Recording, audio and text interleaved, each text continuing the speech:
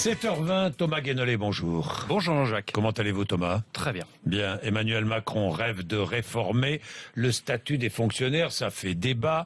Thomas, vous vous engagez, vous dites réformer. Il suffit simplement d'appliquer les règles qui existent. Oui, absolument. En fait, un fonctionnaire peut déjà être licencié en France. On ne le sait pas, mais... Oui. Et un Quel que soit son statut, si je puis dire. Oui, quel que soit son statut, il peut être viré. Et un Comme tout fonctionnaire, salarié. et un fonctionnaire peut déjà être mis en congé sans solde. Donc il doit rester chez lui et il est plus payé s'il refuse trop de demandes de changement de poste.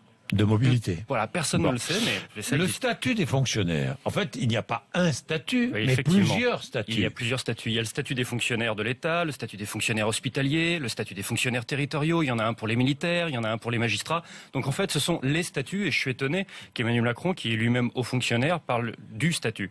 Alors, l'emploi garanti à vie, on y revient. Oui, c'est ça que critique Emmanuel Macron. Mais en fait, un fonctionnaire peut déjà être viré en France, par exemple, pour insuffisance professionnelle, c'est-à-dire pour faute, comme dans le privé.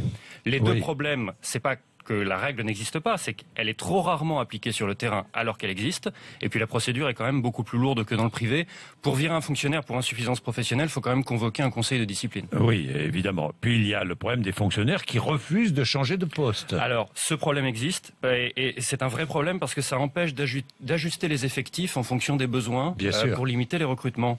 Mais ça, c'est encore un problème de règles inappliquées, parce qu'en fait, aujourd'hui, si un fonctionnaire refuse trop de propositions de changement de poste, il peut déjà être mis dans ce qu'on appelle la disponibilité d'office, c'est-à-dire en congé sans solde. Il doit rester chez lui et il n'est plus payé tant qu'il n'accepte pas un changement de poste. Problème, là aussi, c'est trop rarement appliqué. Bon, est-ce qu'il ne serait pas plus simple de pouvoir recruter et licencier des fonctionnaires exactement comme dans le privé? Ça existe déjà aussi, en fait. Ah bon, décidément. Ça s'appelle des contractuels. Ils sont nombreux. C'est vrai. Plus d'un tiers. De plus en plus nombreux, d'ailleurs. Par exemple, c'est 17% de l'ensemble des fonctionnaires et c'est un tiers des fonctionnaires d'État. Et attention, en fait, c'est important de ne pas avoir trop de contractuels parce que quand vous êtes recruté à la discrétion de la hiérarchie, il y a un énorme risque de recrutement de contractuels par copinage ou par clientélisme électoral, pour dire les choses clairement. Et le recrutement sur concours, ça reste quand même plus fiable pour embaucher les fonctionnaires au mérite.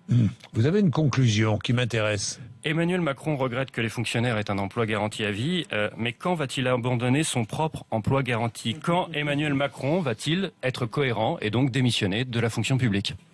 Vous entendez ça? Quand Emmanuel Macron va-t-il démissionner de la fonction publique? Puisqu'il n'est pas d'accord avec l'emploi garanti à vie, il faut qu'il soit cohérent. Bien, 7h23. Dommage, hein, si dès qu'il arrive ici, j'oublierai pas. Je la mets de côté, votre question. Là. Avec plaisir. Bon, vous me rappellerez ça. Promis. 7h23.